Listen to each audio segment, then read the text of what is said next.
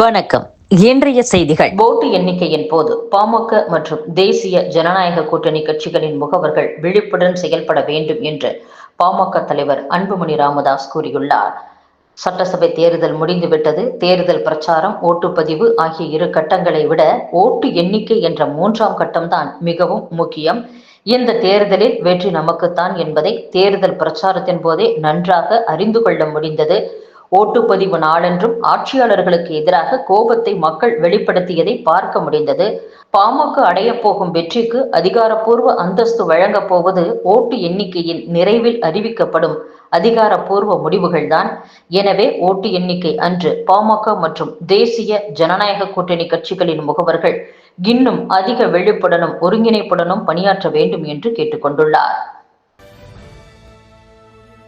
காங்கிரஸ் வேட்பாளர் அமிர்தராஜ் தேர்தலில் தோற்றால் அதற்கு அமைச்சர் அனிதா ராதாகிருஷ்ணனே காரணம் என்று திமுக நிர்வாகிகள் சிலர் அக்கட்சியின் தலைவருக்கு புகார் மனு அனுப்பியுள்ளனர்.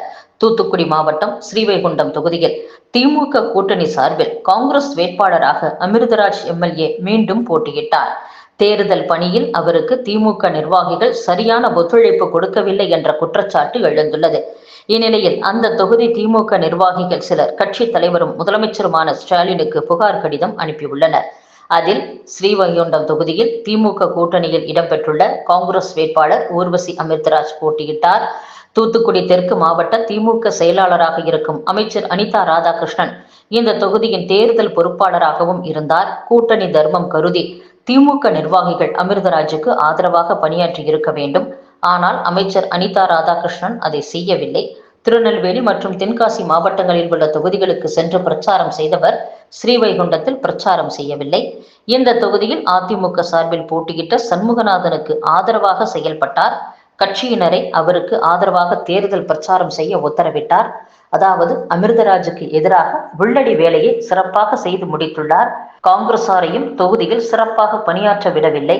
அதனால் அமிர்தராஜ் தோல்வியடைவார் என எதிர்பார்க்கப்படுகிறது. அப்படி நடந்தால் அதற்கு முழு காரணமும் அமைச்சர் அனிதா ராதாகிருஷ்ணன் தான் என்றும் அந்த கடிதத்தில் கூறப்பட்டுள்ளது. நெல்லை மாவட்டம் கூடங்குளம் அணுமின் நிலையத்தில் 5 மற்றும் 6வது அலகுகளில் முக்கிய உபகரணங்களை நிறுவ அணுசக்தி ஒழுங்குமுறை வாரியம் அனுமதி அளித்துள்ளது. கூடங்குளம் அணுமின் கழகத்திற்கு தலா 1000 மெகாவாட் திறனில் 2 அணு உலைகள் கொண்ட அலகுகளில் இருந்து மின் உற்பத்தி செய்யப்படுகிறது. இதன் மூலம் தமிழகத்திற்கு தினமும் 1152 மெகாவாட் மின்சாரமும் மீதம் பிற மாநிலங்களுக்கும் வழங்கப்படுகிறது. ஓட்டு எண்ணும் அறைக்குள் சீருடையுடன் அல்லது சீருடை இல்லாத போலீசாரை அனுமதிக்க கூடாது. தேர்தல் நடத்தும் அலுவலர் அழைத்தால் மட்டுமே அவர்கள் உள்ளே வரலாம். இல்லையெனில் உள்ளே செல்ல அனுமதி இல்லை என்று தேர்தல் ஆணையம் அறிவுறுத்தியுள்ளது. ஓட்டு எண்ணும் பணி அன்றைய தினம் காலை 8 மணிக்கு துவங்கும் என்றாலும் கூட இந்த பணியில் ஈடுபடுவோர் காலை 5 மணிக்கே ஓட்டு எண்ணும் இடத்திற்கு வர வேண்டும் என்று உத்தரவிடப்பட்டுள்ளது. ஓட்டு எண்ணும் அறைக்குள் ஓட்டு எண்ணும் பணிக்கு நியமித்த மேற்பார்வையாளர்கள், மைக்ரோ அப்சர்வர்கள் மற்றும் உதவியாளர்களை அனுமதிக்க வேண்டும். தேர்தல் ஆணையத்தால் அங்கீகரிக்கப்பட்டவர்கள், தேர்தல் பணியில் தொடர்பு உடையவர்கள், வேட்பாளர்கள் மற்றும் ஏஜென்ட்டுகள் அனுமதிக்க வேண்டும். சீருடையுடன் மற்றும் சீருடை இல்லாத போலீசார் அனுமதிக்க கூடாது. தேர்தல் நடத்தும் அலுவலர் அழைத்தால் மட்டுமே போலீசார் ஓட்டு எண்ணும் அறைக்குள் வரலாம். இல்லையெனில் உள்ளே செல்ல அனுமதி இல்லை என்றும், சுற்று வாரியாக வேட்பாளர்கள் பெற்ற ஓட்டு விவரங்களை கரும்பலகையில் தேர்தல் நடத்தும் அலுவலர் எழுத வேண்டும். ஒவ்வொரு சுற்று முடிவையும் ஊடகங்களுக்கு தெரிவிக்க வேண்டும். வெற்றிக்கான இடைவெளி பெறப்பட்ட தபால் ஓட்டுகள் எண்ணிக்கையை விட குறைவாக இருந்தால் தபால் ஓட்டுகளை மீண்டும் எண்ணலாம். ஓட்டு எண்ணிக்கை கடைசி சுற்று முடிந்ததும் ஒவ்வொரு தொகுதிக்கும் 5 ஓட்டுச்சாவடிகளில் விவிபேட் இயந்திரங்களை குலுக்கல் முறையில் தேர்ந்தெடுக்க வேண்டும். அவற்றில் உள்ள பேப்பர் ஸ்லிப்புகளை சரிபார்க்க வேண்டும் என ஓட்டு எண்ணிக்கை பணியில் ஈடுபடுவோருக்கு தேர்தல் ஆணையம் அறிவுறுத்தியுள்ளது. ஆன்லைன் மோசடி தொடர்பாக 12 பேர் அதிரடியாக கைது செய்யப்பட்டுள்ளனர்.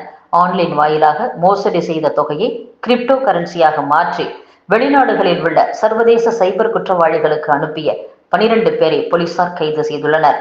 கடந்த மார்ச் மாதம் ஆன்லைன் வாயிலாக மோசடி செய்த 100 கோடி ரூபாயை வெளிநாடுகளில் உள்ள சர்வதேச சைபர் குற்றவாளிகளுக்கு கிரிப்டோ கரன்சியாக மாற்றி அனுப்பியது தொடர்பாக ராமநாதபுரம் மாவட்டத்தைச் சேர்ந்த ஒரு காவலர் உட்பட 7 பேரை தமிழக சைபர் குற்றப்பிரிவு தமிழக போலீசார் கைது செய்தனர்.